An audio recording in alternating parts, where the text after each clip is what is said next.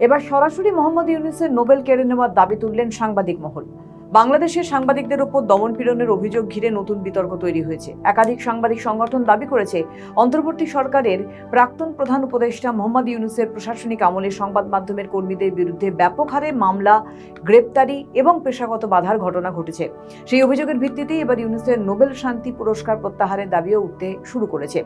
সাংবাদিকদের একটি সংগঠন নিপীড়ন বিরোধী সাংবাদিক ফ্রন্ট সম্প্রতি একটি প্রতিবেদন প্রকাশ করে। সংগঠনের পক্ষ থেকে দাবি করা হয়েছে, কয়েকজন সাংবাদিকের মৃত্যুর ঘটনাও ঘটেছে, যেগুলির নিরপেক্ষ তদন্ত ও বিচারের দাবি করা হচ্ছে। তবে এইসব অভিযোগের বিষয়ে স্বাধীনভাবে যাচাই করার তথ্য এখনো প্রকাশ্যে আসেনি। সাংবাদিক সংগঠনগুলির বক্তব্য, সংবাদ মাধ্যমের স্বাধীনতা রক্ষা এবং সাংবাদিকদের বিরুদ্ধে দায়ের হওয়া মামলাগুলির পুনর্বিবেচনা প্রয়োজন। তারা বন্দির সাংবাদিকদের মুক্তি, চাকরিচ্যুতদের পুনর্বহাল এবং বিভিন্ন নিষেধাজ্ঞা প্রত্যাহারের দাবি জানিয়েছেন। তাদের আরও দাবি, গত প্রশাসনিক পর্বে শতাধিক সাংবাদিক নানা ধরনের আইনি ও পেশাগত সমস্যার মুখোমুখি হয়েছেন। সংগঠনের অভিযোগ, বহু সাংবাদিকের বিরুদ্ধে গুরুতর ফৌজদারি মামলা দায়ের করা হয়েছে এবং বেশ কয়েকজনকে গ্রেপ্তারও করা হয়েছে। প্রকাশিত তথ্য অনুযায়ী বিপুল সংখ্যক সাংবাদিক চাকরি হারিয়েছেন বলেও দাবি করা হয়েছে। পাশাপাশি অনেকেই সরকারি অ্যাক্রিডিটেশন বাতিল করা এবং বিভিন্ন প্রেস ক্লাবের সদস্যপদ স্থগিত বা বাতিল হওয়ার অভিযোগও সামনে এসেছে। সম্প্রতি ঢাকায় আয়োজিত এক মানববন্ধন কর্মসূচিতেও একই দাবি তুলে ধরা হয়।